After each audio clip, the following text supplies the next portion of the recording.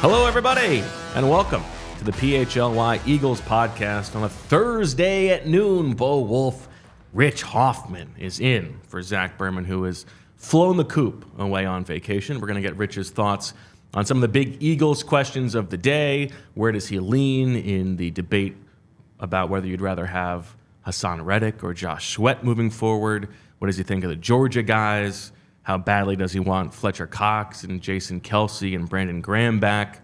What does he think about what we found out after the show yesterday about Zach's basketball game on Monday night? We'll get your thoughts on that. But I do need to start.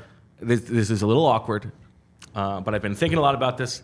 And since I wouldn't be happy with myself if I didn't say something here. So watching, this is not going to be like entirely cogent, but I just want to get off my chest. Watching the scene in Kansas City yesterday during their Super Bowl parade, in which at least one person was killed and at least 21 others were shot, including 11 children ages 6 to 15, and thinking back to the Eagles Super Bowl parade from February 2018, like the looks on people's faces and how many people were having like the literal best day of their life, and how like all-consuming being an obsessed sports kid was. I'm sure you were the same, Rich. And how special that day would have been for those kids, and how heartbreaking it is that it turned into what it turned into.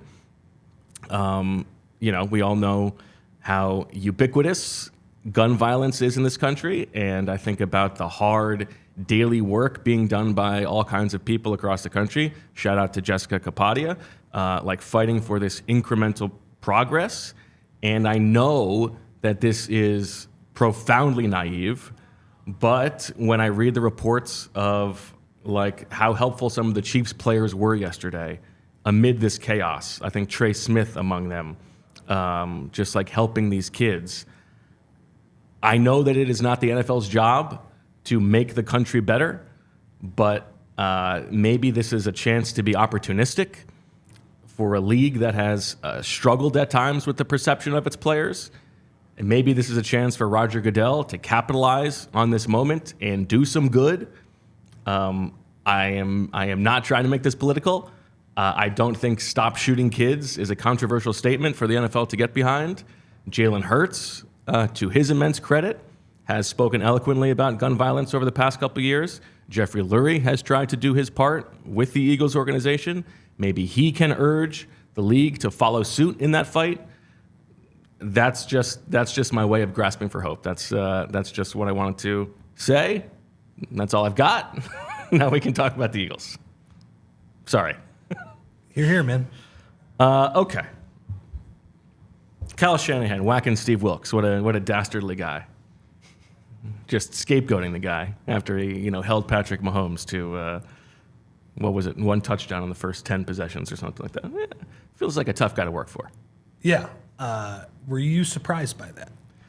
I wasn't surprised, because in his first press conference when the season was over, he said I haven't made any decisions about that. And usually when a guy says that and doesn't say they're definitely going to be back, it usually means something's coming. But it is a little bit tough to fire the guy. They were a top 5 DVOA defense, I think. They were always going to regress a little bit because they had so many turnovers the year before. And certainly they were not the reason that they lost that game. It seems like it was just sort of a personality dynamic deal going on. And, right, defense is inherently a fluky thing, right? From one year to the next, it does not have the staying power of the offenses when it comes to DVOA and EPA and those things. And I think that's for a pretty clear reason, is that quarterbacks matter the most, and that tends to be the thing that year over year translates. Did you see the lock and for tweet? I did not. What did it say? It says like Kyle Shanahan always like never always shifting blame, scapegoats another person. You know, something just lock and for. I didn't know he had that fire in him.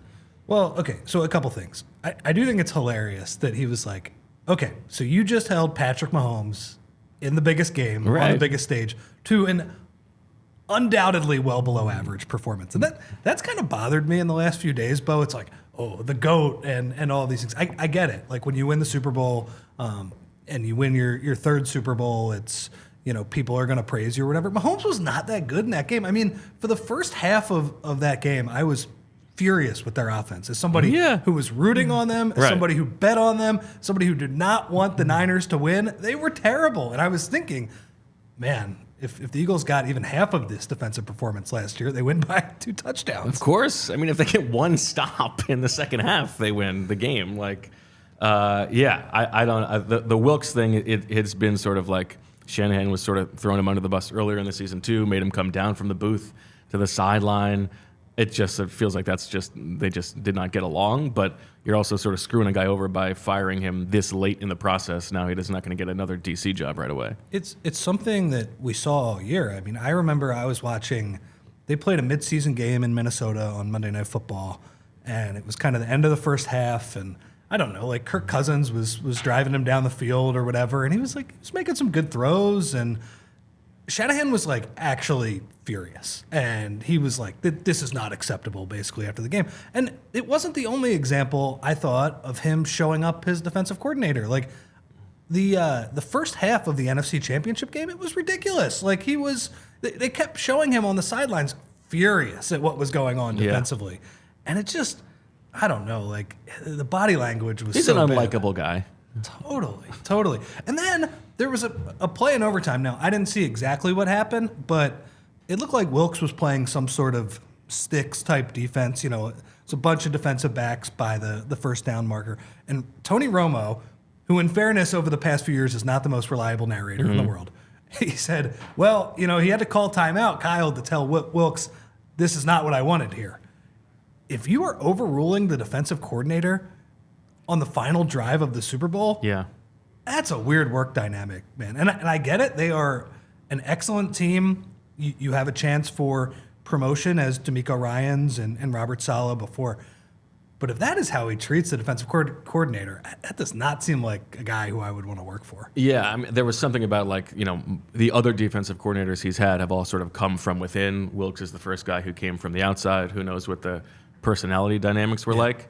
But I think it's part of like the greater Kyle Shanahan picture where he is absolutely one of the best coaches in the NFL, but he does seem to be a little bit of a like a control obsessive, and it's part of like the offense. It's the conversation we had the other day about how I thought the way that they handled overtime, how like Andy Reid told all the players, they all knew about it, they all knew the rules, they went over it several times. And Kyle Shanahan, they didn't go over it. It's like, I know the rules. They don't need to know the rules. He wants to be like the one who is controlling everything on the field. And he's really good at that. But he needs, I think, and again, like they very well could have easily won the Super Bowl and we would be having a different conversation. But I think he would probably be better suited like trusting people a little bit more, like let the players freelance a little bit more, let the coaches do their job. Maybe that's not the way he's wired, but I don't know. More importantly, as you said, would just be like not a fun guy to work for. No. Did you watch Succession? Of course. I have not, but I've seen all of the memes at this point. The Kendall Roy, and man, he really looks spot on. He does look like him, to Kendall Roy. But from the few episodes I have seen, Kendall Roy is not good at his job. So it's not like the easiest. Like, again, I'm not the biggest Shanahan guy in the world. I didn't like how he treated Wilkes this year. That said, he's got a little bit more. But there are, like, Kendall is competent enough to continually get to, like, almost the thing that he wants the most and then fall spectacularly. So that is the connective thread there to Shanahan. And look, there was a photo the other day. I don't know if this was from the locker room this week, but it was Shanahan sitting on the floor of the locker room looking completely dejected and more than anything looking completely sped. And it was like, oh, man, I've seen on Twitter, I've seen that meme a million times. and he actually looks like Kendall Roy. He does. They, what do you think about them next year? I think they have like legendarily bad vibe Super Bowl hangover potential. I agree with you. And on tomorrow's show, we're going to do a little NFC draft, the teams that we think are most likely to win the NFC next year, starting at this point.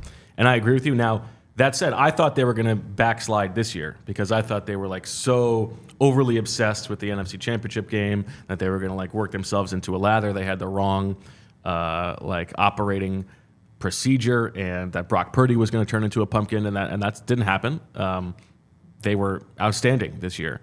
But having also lived through this year's Eagles season, I would imagine that they are in for a rude surprise. You know, Deniz, shout out to Deniz, has those stats on Twitter about like how rare it is for the teams that lose the Super Bowl to get back even close. It's so emotionally and physically draining. Plus, like getting everybody to pull in the same direction, and also just the obvious like statistical regression that's going to come.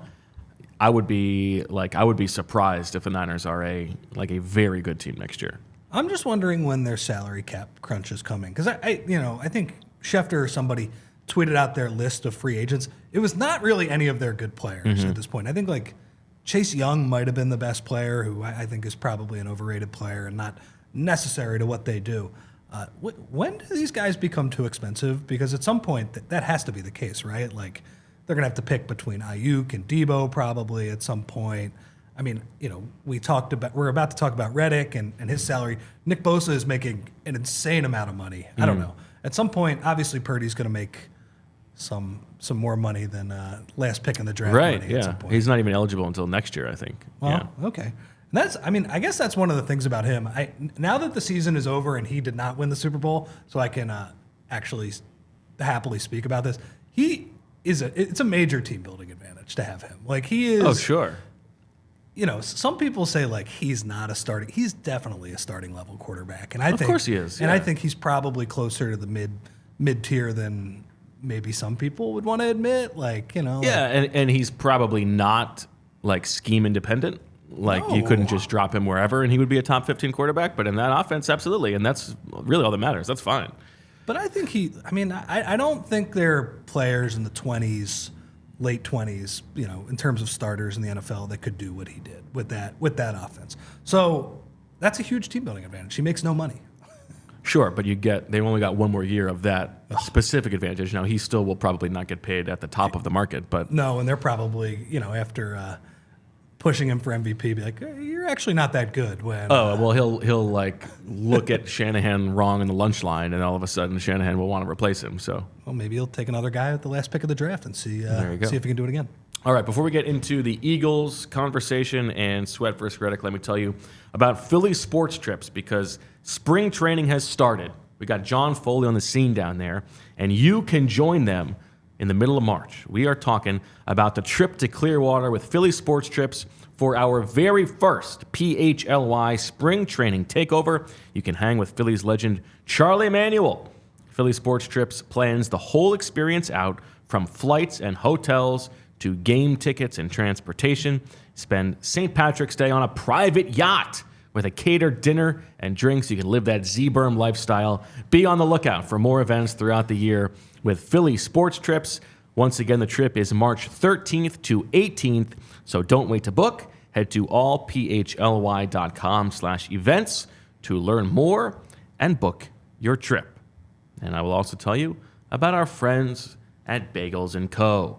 We're talking Brooklyn-style bagels made here in Philly. We're talking huge bagels, the biggest bagels in Philly, and also the largest variety, bigger and larger. They've usually got 15 to 20 different types to choose from daily. They've got seasonal bagels as well. They had a nice Valentine's Day presentation. They'll have a St. Patrick's Day one coming up. Large variety of cream cheese and schmears as well. Affordable prices, because in today's inflationary world, they think that's key. They don't want this to be a specialty occasion bagel place. They want this to be an everyday bagel place for the working man or woman. So, for the best Brooklyn-style bagels made right here in Philly, head to www.thebagelsandco.com/store-locator to find the closest Bagels & Co. near you.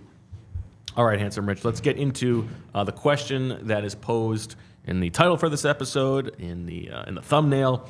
Haason Reddick or Josh Sweat? Now, both guys entering the final year of their current contracts. We know that Haason Reddick wants a contract. We've talked about it all week. He has been granted permission to sort of see what his market value is across the league and potentially land a trade elsewhere if that team is willing to give up compensation to make it worth the Eagles' while, but not definite that he will be out the door. Josh Sweat is entering the final year of his extension that he signed in 2021 or 22. 22. Sweat is younger. Reddick is more productive sacks-wise. Where would you lean? Well, I think it obviously depends on the money, Bo. So let me ask you a question. Let's say both of those guys were free agents this offseason. Eagles didn't franchise tag them. They were out on the open market. I guess what's the ballpark of what you think they would get paid? Because Sweat is making $9 million now. What's Reddick making? $15 million? What do you, I think we can probably both agree. Well, in Sweat's case, we'll see. I think it would be a situation where Sweat would get more total guaranteed money, but Reddick would have a higher average annual value for sure. Okay. I mean, so we have seen that, I think there were some reports out there that Reddick might want, $25 million, mid-20s, things like that. Do you think that would be doable if he was on the open market? I don't think he'd get 25. I mean, maybe if there was a real bidding war. Now, I think there are some pretty good edges on the market this year, including Brian Burns, Chase Young. He said, I think he's more likely to get like 22-ish, but you never know. I do think that he would get a higher, average price tag than Josh Sweat would get. But if there's a team who thinks that Josh Sweat checks out physically, then I think that they'd be willing to give him 3 or 4 years worth of guaranteed money. And I guess part of the question for me is, what the hell happened to Josh Sweat this year, man? That's a huge question. I know that he played a ridiculous amount of snaps early in the year, and that I think that needs to be mentioned on the Sean Desai revisionist history tour, where this guy was so much better. He was playing Josh Sweat too much. It's very clear. Yes. And that hurt the defense by the end of the season. But I also just can't forget that this guy, he didn't touch the quarterback for 2 months.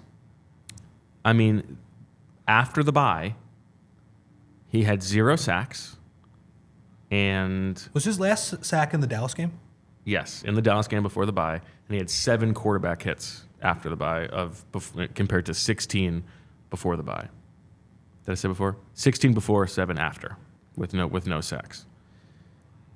I felt like every post game. Now he did have a sack in the playoffs in the forgettable playoff loss to the Tampa Bay Bucks. But I think that's a huge question, and I do worry a little bit that we've seen the best of Josh Sweat. He is 27. You would imagine that he has more years of his prime left, but I don't know if he can be a 1A edge rusher.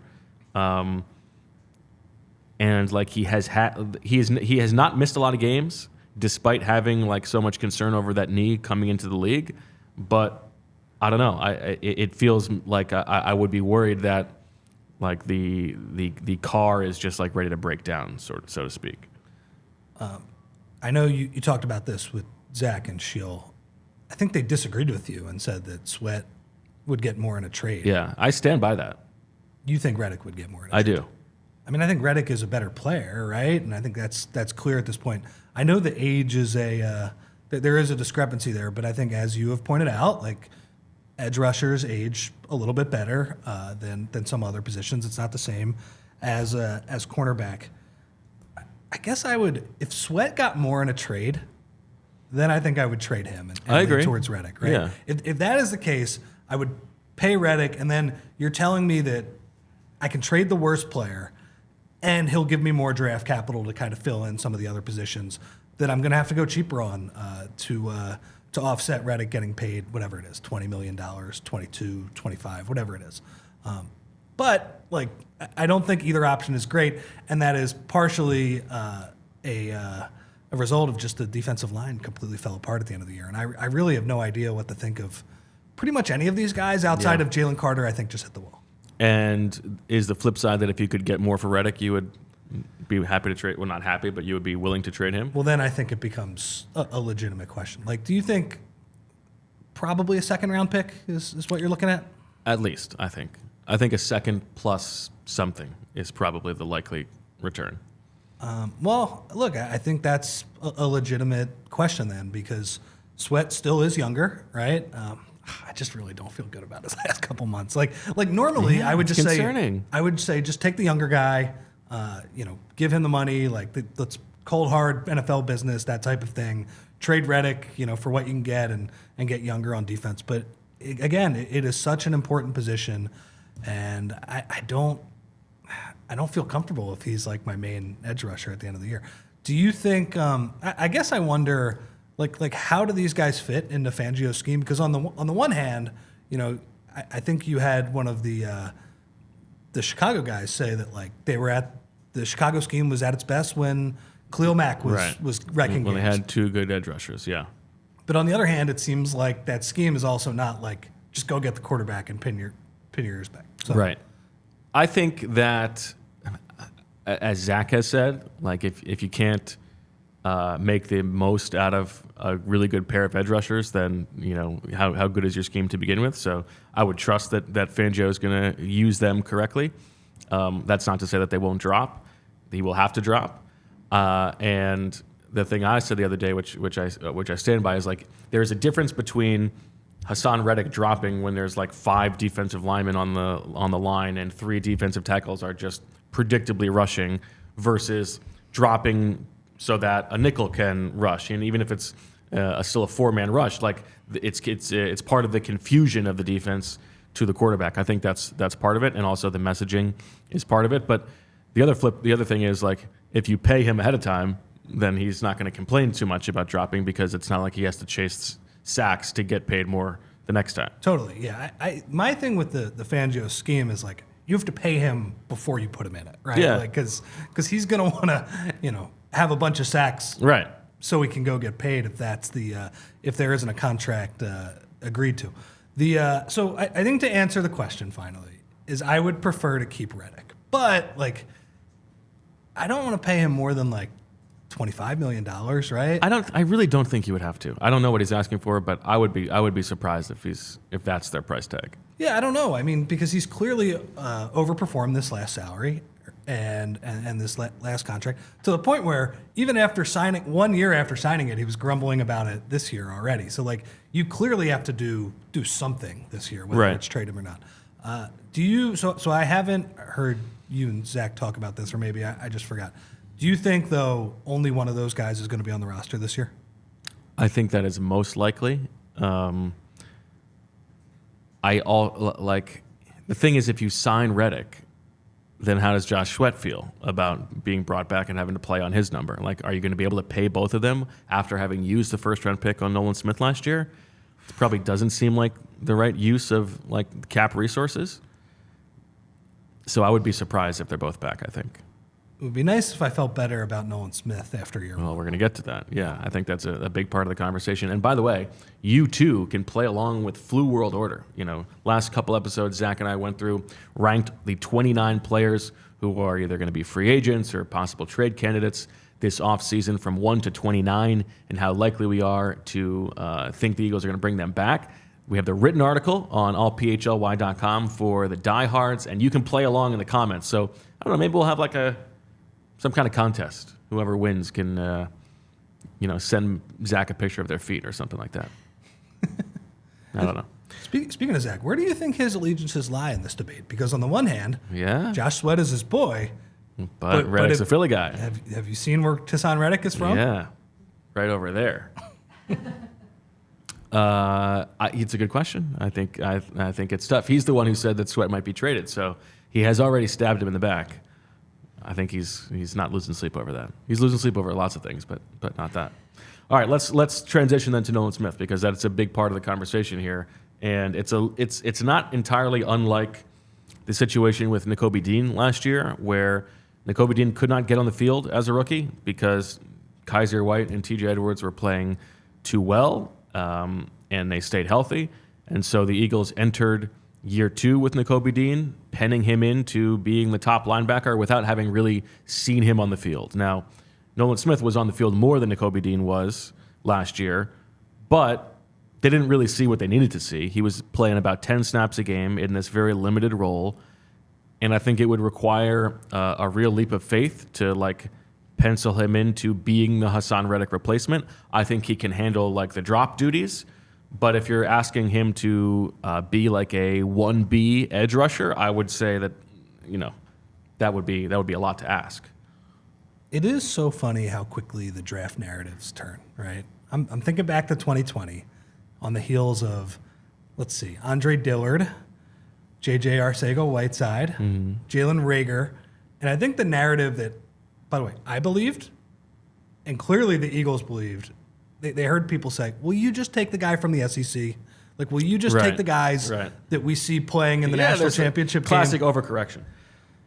And here we are a few years later, and I believe at locker room cleanout day, Jordan Davis. Now I'm paraphrasing here, so I don't have the exact words that Jordan Davis said, but Jordan Davis said something along the lines of, "All right, well, Fletch might be gone, BG might be gone. I guess it's on the young guys now, Right. It's on the Georgia guys." And I heard that, and I thought, oh no. Oh, no. So it's like we got what we wanted, and I don't like what I see. Yeah. Maybe a little too much of it. And I think there is, I don't know if it's like a click or if it's just there are so many of them it's unavoidable, but I do wonder what the dynamic is in the locker room between like the Georgia guys and everybody else. It's also like those are the recent high draft picks. All of them happen to be from Georgia on defense. I don't know. It feels like it's like a weird locker room dynamic that has developed. Well, and it would be better. Like I'd be willing to overlook the dynamic because obviously that's key in a football locker room. If they were playing better, it's this sounds stupid. What I'm about to say sounds stupid, but should you draft guys from such a loaded defense? Like, is it like almost like the Ohio State offense type of thing where it's hard to evaluate the quarterbacks just because they're throwing to these unbelievable receivers and you just don't know what they're going to look like in the pros because like if everybody's good, you're asking less of everybody. Yeah, I think there might be something to that. Well, and especially at the positions like linebacker and safety, where like it really is dependent on what's around you, what your responsibilities are. Like if you're on a loaded defense, but you happen to be an edge rusher getting 18 sacks a season, I'm interested. None of those Georgia guys got a lot of sacks. No. Those are like one-on-one positions. I don't know. And even on a loaded defensive front, if you're rotating and not really playing that many snaps, and then you get to the NFL and you got to play, what, like 60, 70 snaps a game, it's clear that some of these guys weren't ready for it. Now, maybe that might just be Jordan Davis's build, I would say.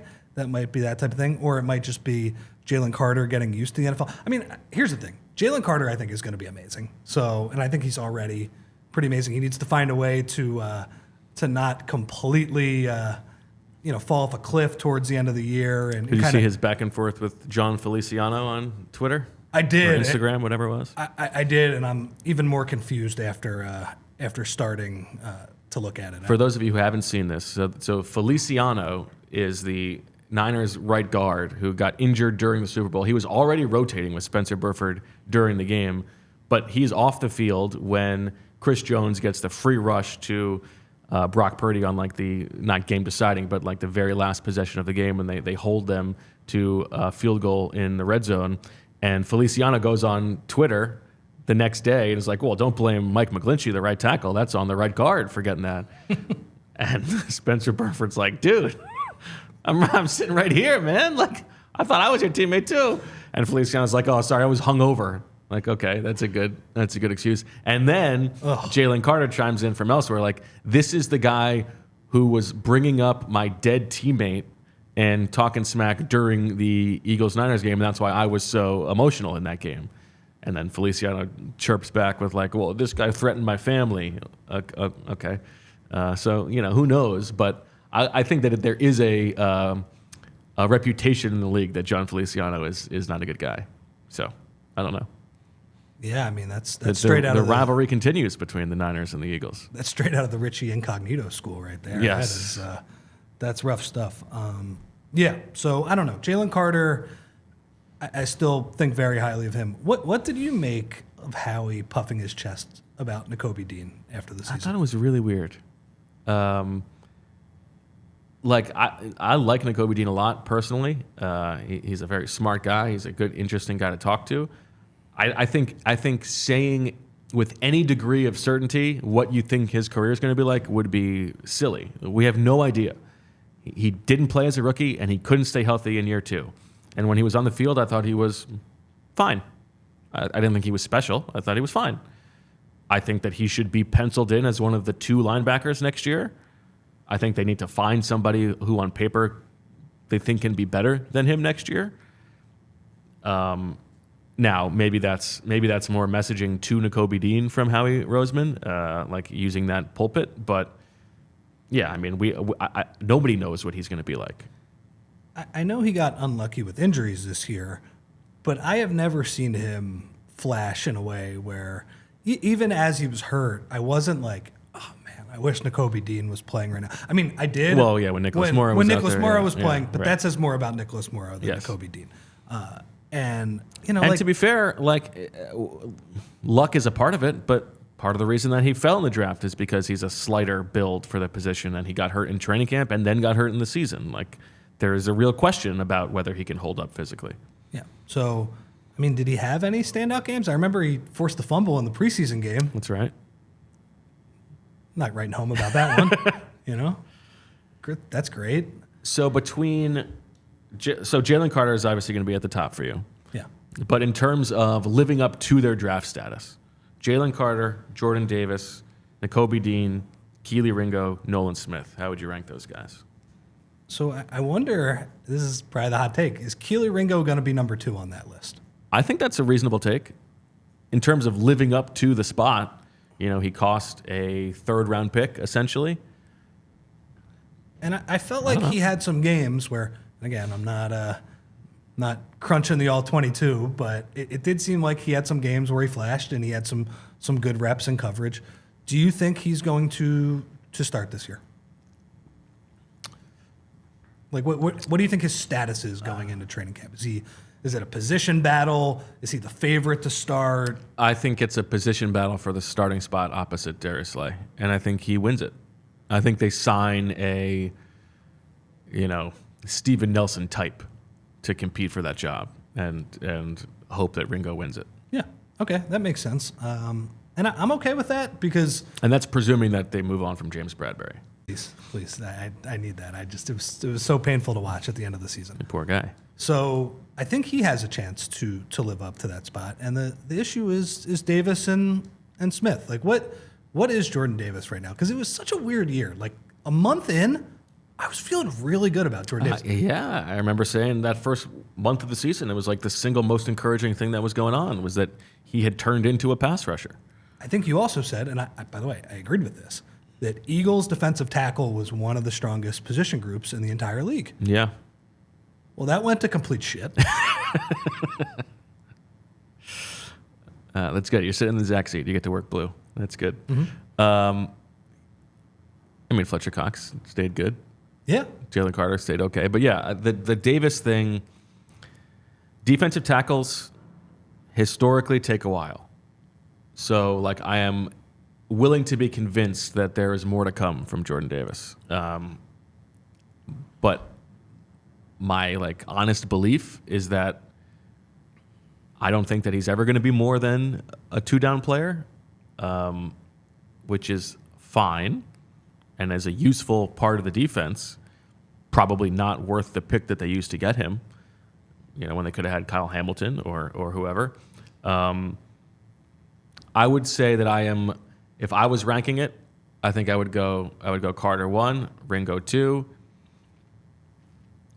And then I don't know about those other 3 in terms of living up to the pick.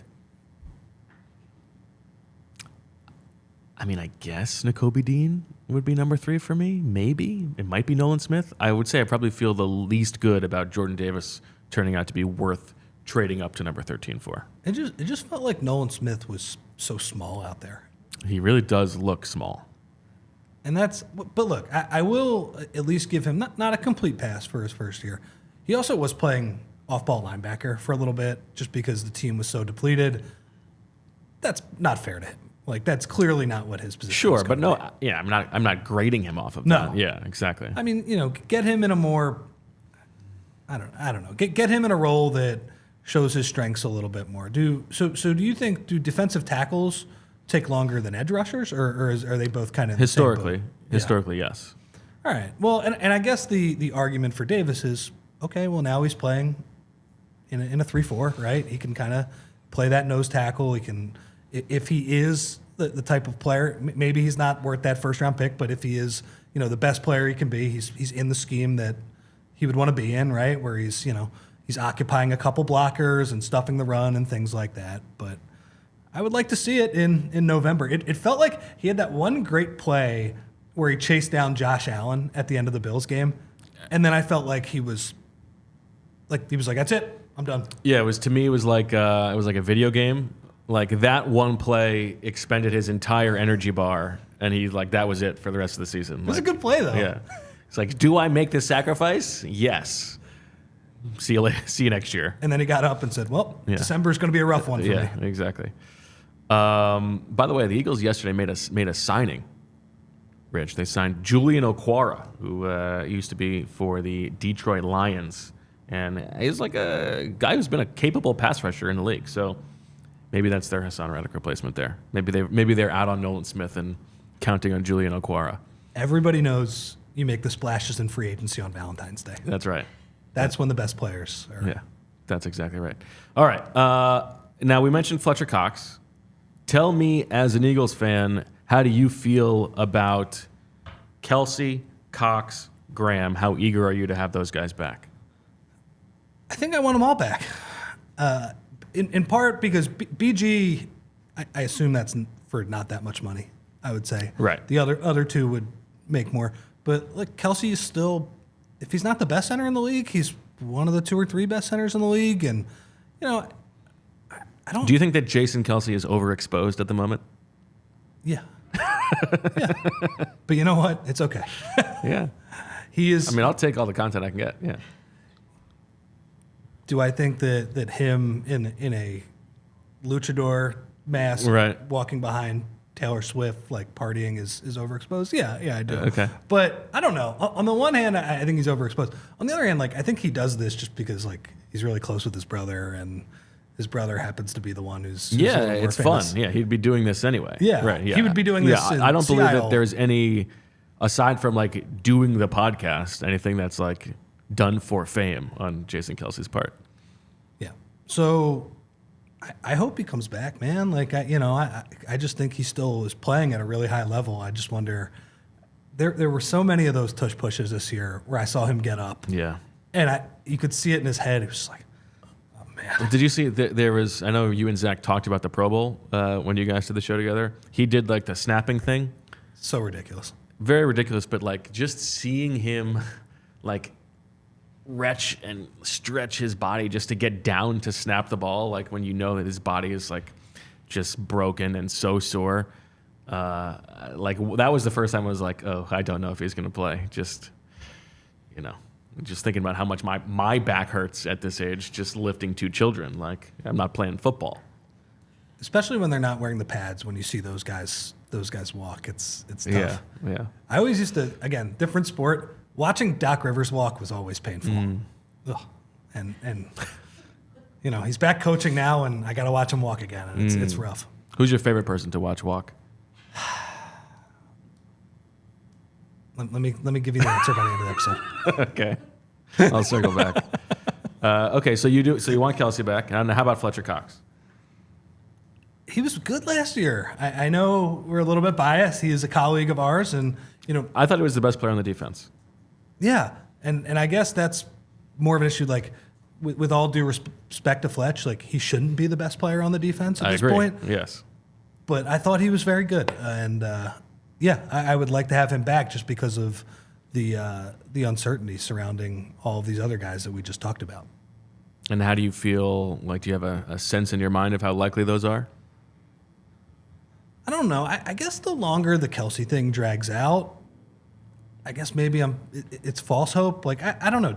It was reported that he told everybody he was retiring, though. And look, here's the thing. Football players change their minds, right? Like, Yeah. Tom Brady, we saw that. He basically came back, I think, to spite Schefter. He was like, I'm announcing this on my own podcast or whatever. No, I'm going to play another year and stink. Right. Take that, Schefter. Yeah, I don't know. I don't know how to feel about the Kelsey thing. I have, in the past, felt confident he was going to continue to play. Now I'm, like, very on the fence. And I don't know. I feel like I lean, like, maybe 51 turkeys that he'll come back, but I don't know. I mean, again, it has nothing to do with his level of play at this point. Like, he clearly can still do this at a really high level. What do you think about Fletch? That locker was pretty clean at the end of the year. I think he's playing too good. And the thing about Fletcher Cox is, like, Fletcher Cox is not going to have the, like, broadcasting deals waiting for him that Jason Kelsey's going to have. You know, like, Jason Kelsey is going to be able to make money for a long time. I don't know what other job Fletcher Cox is going to get to pay him $10 million next year. Well, come on back, Fletch. Yeah, I don't know. He's playing at a high level. I used to love Agassi's little quick steps. That is true. I did like those little Agassi. That Messi has a sort of a similar thing when he's walking. He's like a little sort of like penguin waddle steps. Those are pretty good. It's a good question. Julia, anybody would come to mind for you for walking? Okay. The other thing you wanted to talk about is just like general heading into free agency, what you think is the top priority for this Eagles team. Where do you stand there? Well, I know you've said safety is the spot. And, I mean, it has to be on defense, right? If they are going to look in free agency. Like, if you're going to look at offense, that seems like that's more of a draft thing, right? Where you're drafting Lane's successor or something like that. I don't think you want to pay for the help that you need on offense. I feel like you have enough there. You should. Well, I think in general, like, you have enough, but I think the Eagles' path to, like, Super Bowl relevance is they need to have a top 5 offense. Like, the offense is going to have to carry them. I don't think the defense is going to get to that level. So, like, I do think that they need to make some changes on offense. I think they need another weapon in the passing game. Like, you know, maybe they needed another running back. They probably need another offensive lineman. I think they need to do something there. But I agree that barring a free agent running back who, you know, the market changes and they get him for like $2 million or whatever, I think most likely that's coming through the draft. The reason I say safety, I don't know that it's the most important priority because I think Reed Blankenship is good. You can count on Sidney Brown being a factor at some point. But like the market, like there are going to be options available there, so I think they will make a change there. Is it the most important thing? I mean, I guess. I don't know. I'm not even sure that I feel strongly about that. Well, is it one big splash, or are they kind of sprinkling a little bit of money on one position? Yeah. And they don't. I mean, they do not have a ton to spend. They are a little bit constrained, no doubt. Well, and then I think that comes to like maybe you just sprinkle a little more money on linebacker, right? Not anything crazy. Yeah. It's like you said. I think the Kaiser Whites of the world, right? What did they get for Nigel Bradham back in the day? Whatever it is, but just not a ton of money, but a little bit more, so you have a base level of competency there that you just did not this season. Yeah, the spine of the defense, as it were, the guys in the middle. Yeah, and the thing with safety too is it's like you said. I think Reed is a solid player. Sidney Brown was intriguing at the end of the year. The problem is, when is he coming back? Right. And I know what was their bet that Zach and I had? Was it September, the calendar year of September he'll be back versus October? I think that's right. Yeah, I think it was September. Okay. I'll look it up.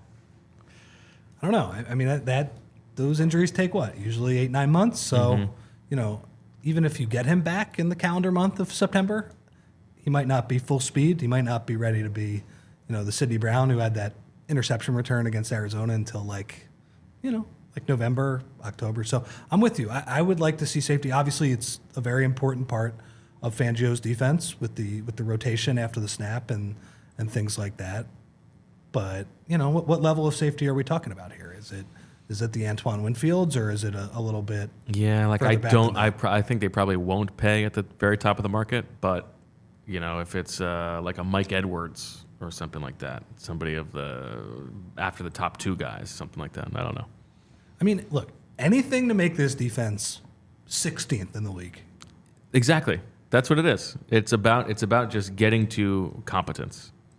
Just the highest floor position. So I would not spend in free agency on offense. But it's like you said, maybe you sprinkle a little bit on linebacker, maybe you sprinkle a little bit on a third receiver, right? So Jalen Hurts, do you think they would screen those third receivers by asking Jalen Hurts, would you throw the ball to him? They should. And he says, no. And it's like, all right, well, we'll move on to the next guy. What about him? They've signed Jalen Hurts' brother to be the number 3 receiver.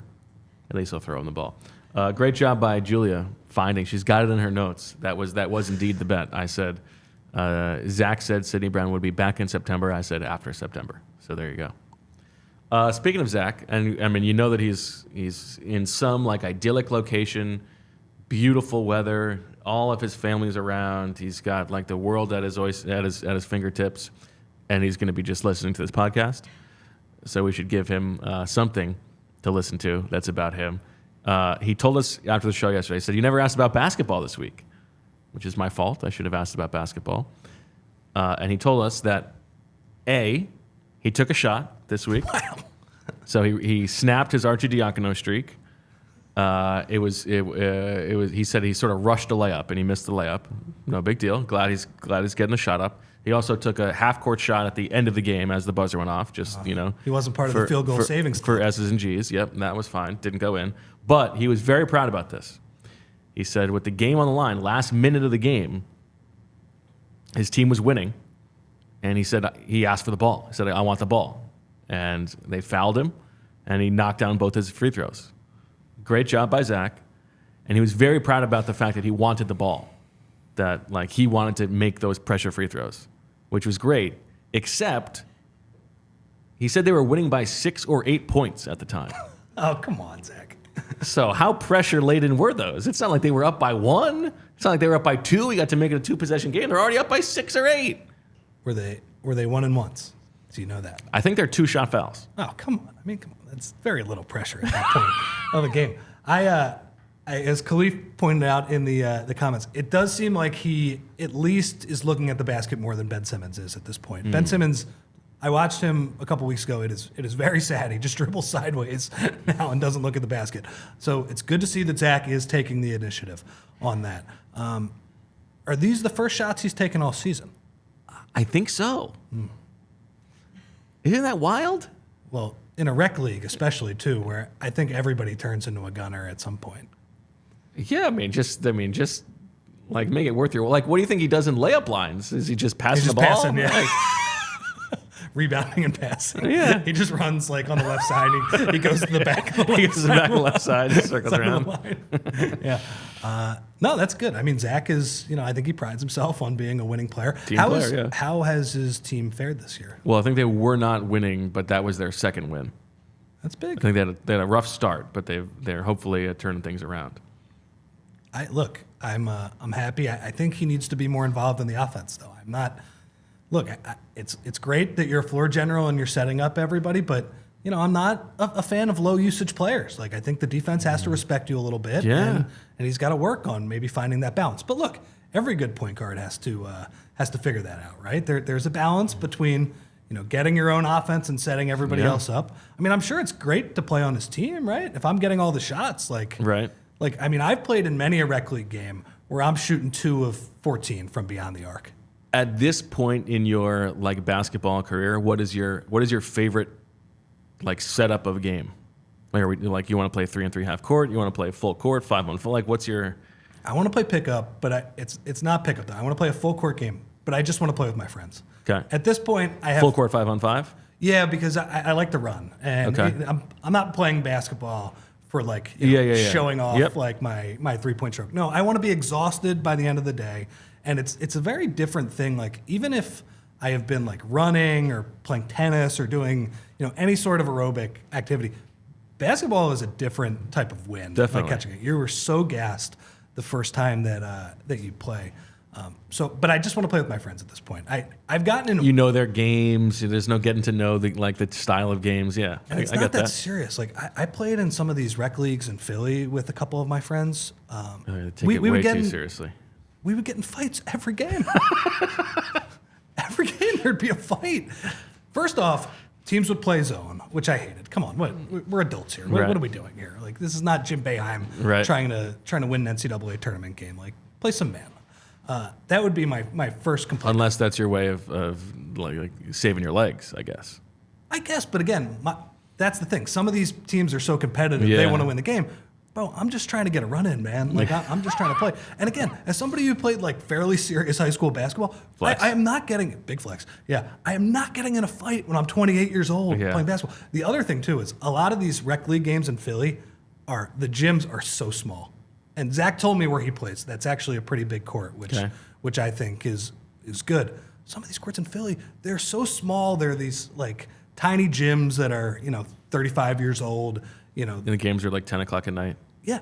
And of course teams are going to get into fights if the courts are that small. It's so bad. So I just want to play with my friends because I know we're not going to get in any fights. We're going to give each other shit, and after it's over, we're all going to go home and be happy. That's why I like the slightly smaller court 4-on-4 full court. That's my favorite. Like the spacing is just a little bit different. Yeah, it's a little bit easier. The problem with 3-on-3, like you said earlier, if you play in that game, well, if some of your friends are like not very good players, but you just want them to run, I don't want to shoot every time. It's like, all right, it's the fifth straight possession where I'm firing it up. I do like the smaller court 4-on-4 though. It's good, and also it's hard to get numbers too, so that's often something you default to. Okay, there you go. Yeah. Good basketball talk here to close out the PHLY Eagles podcast. Anything else you want to get off your chest today? I mean, you did some pre-show work putting these notes together. I want to make sure they go to good use. Yeah, you've been traveling a lot, huh? Is this your busy part of the schedule here? It is. Did Senior Bowl, Super Bowl. We've got the Combine coming up in a couple weeks. Indianapolis, great food city. There was a great tweet to Zach from this morning. The guy said, like, Zach, have fun. I don't know where you're going, but the good news is it's a great food city. By the way, is it just St. Elmo's? That's it, right? Like it's that and Steak and Shake across well, the there's street? the St. Elmo's knockoff that's right next to like Harry and Izzy's or whatever. Like, Harry and Izzy. What do you think? I would not say that Indy is a great food city. Of all the, I mean, I've had some good meals in Indy, but yeah, I wouldn't put that up there. Do you like the shrimp cocktail? I think it's fine. Yeah, I think it's a bit of a novelty. That burns my nostrils though. It's a little tough. Yeah, it'll clear you out. Yeah. It's tough. It's fine. I do like Indy in that, I don't know, I find it to be kind of a very like walkable city. It can handle big events, kind of like it's spread out. I agree with that. It's a convention city. It's built for that. Yeah. But I also agree with, I think it's Shield's take that like the pearl clutching from the NFL media about like how dare you consider moving the Combine from Indy, like that would be a disaster. Like let's calm down a little bit. Yeah. It's fine. Yeah. So that's good. You went to Mobile. You like that place, right? Like a Mobile? Yeah. Yeah. Walkable downtown. After Vegas, like how many days is the ideal Vegas stay for you? I would like to hear what Julia has to think about this because we were there together. I mean, I think it's different if you're there for work. If I was not there for work, I would not want to be in Vegas for more than 2 nights for sure. Yeah. Yeah. But you were busy. You were interviewing Donovan McNabb and all these people. And DeAndre Carter, most importantly. Yes. 2 nights. Just get me out of there. What do you think, Julia? No nights for you? 2 nights seems fair. It's just like the lack of oxygen and needing to get outside. Like we didn't see daylight for 4 days. Yeah. We were in smoke clouds more than we were in fresh air, for sure.